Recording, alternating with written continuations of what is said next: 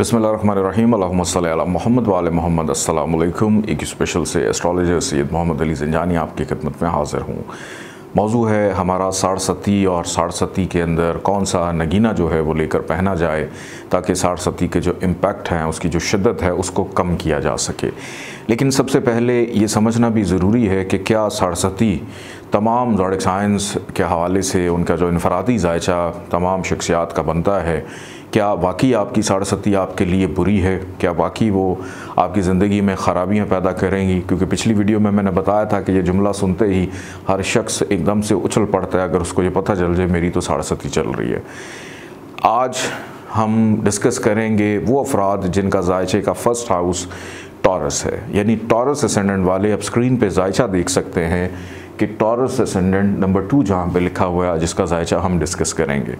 अब साढ़सती होती ये है कि अगर आपके जायचे में पैदाइशी एतबार से मून कहीं पर भी प्लेस्ड हो और ट्रांजिट पोजीशन में वक्ती तौर पे उससे एक घर पीछे ज़ोहल आ जाए और 2.5 साल वहाँ पे रहे, फिर 2.5 साल मून वाले हाउस में और 2.5 साल उससे आगे 7.5 साल का अरसा गुजारे तो उसको साढ़सती कहा जाता है।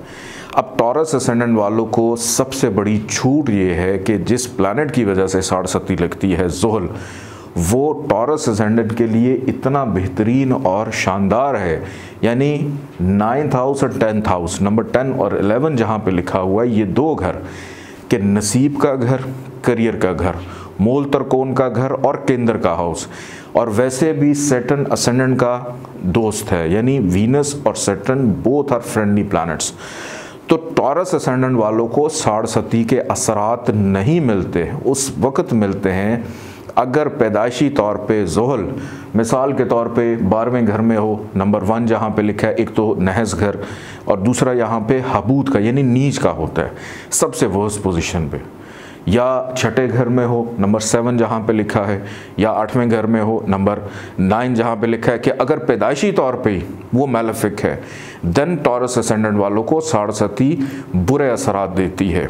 अदरवाइज़ अगर ज़ोहल तीसरे घर में भी हो तो यहाँ पर भी ज़रा हार्डशिप बढ़ाती है, यहाँ पे भी कुछ हद तक बुरे असरात मिलते हैं। लेकिन टॉरस असेंडेंट के अंदर पहले घर में, दूसरे घर में, चौथे घर में, 5वें घर में, 7वें में, 9वें में, 10वें में और 11वें घर में अगर ज़ोहल आकर कहीं पर भी बैठ जाए तो वहाँ पर ज़ोहल जो है वो ख़राबी नहीं देता, साढ़सती के असरात नहीं मिलते। ऐसा कैसे हो सकता है कि आपकी साढ़सती भी चल रही है और आपने घर भी ले लिया, आपने शादी भी कर ली, आपने क्या कहते हैं अच्छी गाड़ी भी ख़रीद ली, आपने नया मोबाइल भी ले लिया, आपने नया कारोबार भी शुरू कर दिया, तो फिर ये कहाँ की साढ़सती हुई? तो जब आपके जायचे के अंदर जिस प्लैनेट ने आपको साढ़सती देनी है उसके असरात ही यानी वो निग्लेजिबल हो गया, निल हो गया सिवाय चंद पोजीशंस के। अगर फिर भी आपके जायचे में पैदाइशी तौर पे ज़ोहल ख़राब है, यानी छठे में हो, 8वें में हो, अब छठे घर में ज़ोहल को शर्फ मिलता है, लेकिन ये शर्फ इस जायचे में किसी काम का नहीं। क्यों? क्योंकि नहस घर में ख़राब जगह पे उसको शर्फ मिलता है। और फिर उसके बाद 8वें में हो या 12वें में हो या तीसरे घर में हो तो देन साढ़सती टॉरस असेंडेंट, इन सिर्फ 4 कंडीशंस होती हैं टॉरस असेंडेंट को अगर साढ़सती तंग करे। और अगर से इस सिचुएशन में साढ़सती लग भी गई है तो कौन सा स्टोन पहना जाए? तो उसके अंदर आपने अपने आप को स्ट्रांग करना है, यानी असेंडेंट का जो लॉर्ड है वीनस, उसको आपने ताकत देनी है। और इसका स्टोन है वाइट सफ़ायर।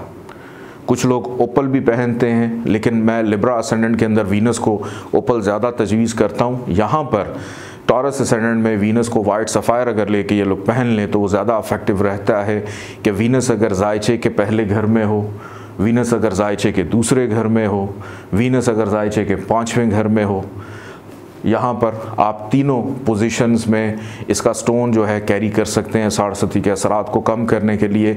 लेकिन 5वें घर पे जब मैं जाऊँगा, नंबर 6 जहाँ पे लिखा है, तो यहाँ पर आपने वीनस का स्टोन नहीं कैरी करना, क्योंकि यहाँ पर वीनस खुद बजाते खुद जो है वो नीच का यानी ख़राब हो जाता है, सबसे वर्स्ट पोजीशन में होता है। और वीनस अगर उसके बाद छठे में नंबर 7 जहाँ पे लिखा है यहाँ पर हो तो यहाँ पे भी आप उसका स्टोन नहीं पहन सकते। वीनस अगर जायचे के 7वें घर में हो तो यहाँ पर आप इसका स्टोन लेकर पहन सकते हैं, क्योंकि यहाँ से फर्स्ट हाउस पे नज़र डाल रहा है। वीनस अगर जायचे के 8वें घर में नंबर 9 जहाँ पे लिखा है यहाँ पर हो तो फिर आप इसका स्टोन कैरी नहीं करेंगे, सफ़ेद पुखराज। वीनस अगर जायचे के 9वें घर में नंबर 10 जहाँ पे लिखा है, 10वें घर में नंबर 11 जहाँ पे लिखा है यहाँ पर हो तो आप इसका स्टोन कैरी कर सकते हैं। वीनस अगर जायचे के 11th हाउस में हो नंबर 12 तो यहाँ पर वीनस वैसी शर्फ का होता है, बहुत अच्छी ताकत में होता है। डिग्री वाइज अगर वीक है तो डेफिनेटली आप इसका स्टोन सफ़ेद पुखराज लेकर पहने, अपने आप को ताकत दें।